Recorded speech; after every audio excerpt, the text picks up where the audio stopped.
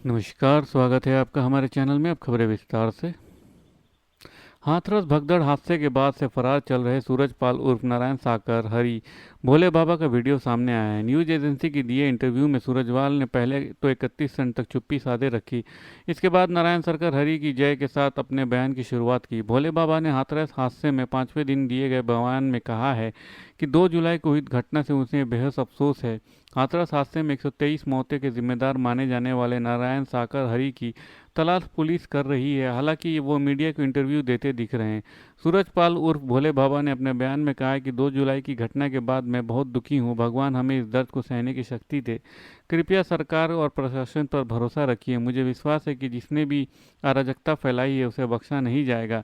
मैंने अपने वकील एपी सिंह के माध्यम से समिति के सदस्यों को अनुरोध किया है कि वे शोक संपन्न परिवार और घायलों के साथ खड़े रहें और जीवन भर उनकी मदद करें। सूरजपाल का बयान हाथरस के भयावह घटना के 5 दिनों के बाद आया है। 2 जुलाई को घटना में के बाद से वो गायब हो गया था।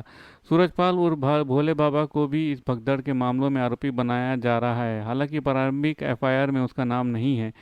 कार्यक्रम के आयोजन देव प्रकाश मधुकर को आरोपी बनाया गया है। पुलिस ने उसकी गिरफ्तारी किया है। इसके बाद भोले बाबा का बयान सामने आया। इसमें भोले बाबा साजिश की बात करते दिख रहे हैं। अपने बयान में भोले बाबा ने कहा है कि पुलिस और प्रशासन हर पहलू की जांच कर रही है। घटना के जिम्मेदारों को बख्शा नहीं जाएगा, इसका भरोसा रखिए। तमिलनाडु की राजधानी चेन्नई में शुक्रवार शाम को बहुजन समाज पार्टी के प्रदेश अध्यक्ष आर्मस्ट्रांग को सरेआम चाकू से गोदकर हत्या कर दी गई। 3 बाइक पर सवार हत्यारों ने आर्मस्ट्रांग पर चाकुओं से ताबड़तोड़ वार किए और वारदात को अंजाम देकर मौके से फरार हो गए, जिन्हें बाद में अरेस्ट कर लिया गया। इस हत्या के बाद बसपा सुप्रीमो मायावती ने ऐलान किया है कि वो रविवार को चेन्नई जाएंगी और मृतक के परिजनों से मुलाकात करेंगी। बसपा सुप्रीमो ने एक्स पर पोस्ट करते हुए कहा है कि तमिलनाडु में बीएसपी के कर्मठ एवं समर्पित नेता व स्टेट पार्टी यूनिट के अध्यक्ष श्री के आर्मस्ट्रांग की कल शाम उनके चेन्नई आवास के बाहर की गई जघन्य हत्या से पूरे समाज में दुख और आक्रोश की लहर है। सरकार को अवलंबित सख्त जरूरी कार्रवाई करनी चाहिए ताकि ऐसे घटनाओं को आगे रोका जा सके। इससे अति दुख व चिंताजनक घटना की गंभीरता आदि को देखते हुए कल सुबह मेरा चेन्नई जाकर श्री आर्मस्ट्रांग को श्रद्धा सुमन अर्पित करने व उनके पीड़ित परिवार से मिलकर उन्हें सांत्वना देने का कार्यक्रम। सभी शांति व्यवस्था बनाए रखें, यह अपील है।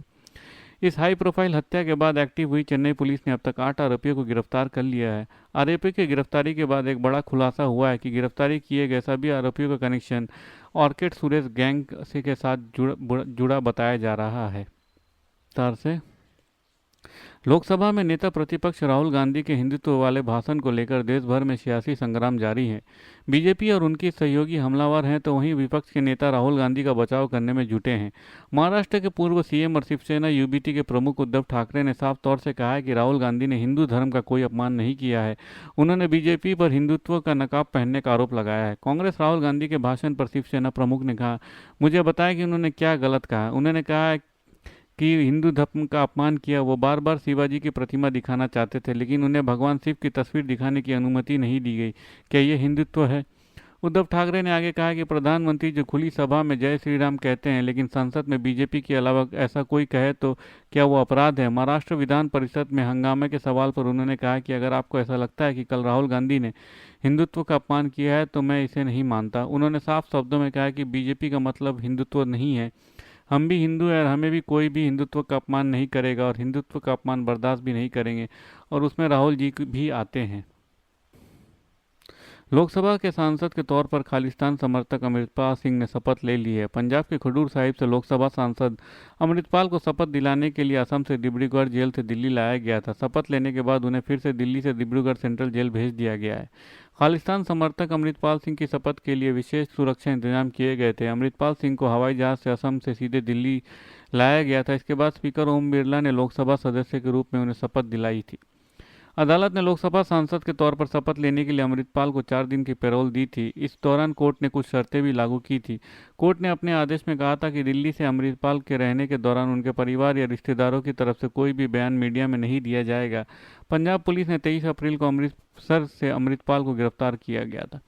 इससे पहले वारिस पंजाब दे प्रमुख और खडूर साहिब के लोकसभा सीट से निर्दलीय सांसद अमृतपाल सिंह की मां बलविंदर कौर ने कहा था, मैं सभी समर्थक को बधाई देती हूँ। उसी भी जून में अन्य सांसदों साथ लोकसभा सांसद के रूप में शपथ लेने की अनुमति दी जानी चाहिए थी। समर्थक बहुत खुश हैं क्योंकि उन्होंने लोकसभा सांसद के रूप में शपथ ली है। मैं सरकार से अनुरोध करूंगी कि उसे जेल से रिहा किया जाए। धन्यवाद। खबरें समाप्त हुई। अगर आपको हमारे वीडियो के कंटेंट पसंद आ रहे हैं तो इसे लाइक और सब्सक्राइब जरूर कीजिए, अपने परिवार और दोस्तों में शेयर कीजिए और अपने सुझाव कमेंट बॉक्स में पोस्ट करना ना भूलें। धन्यवाद। आपका दिन शुभ हो।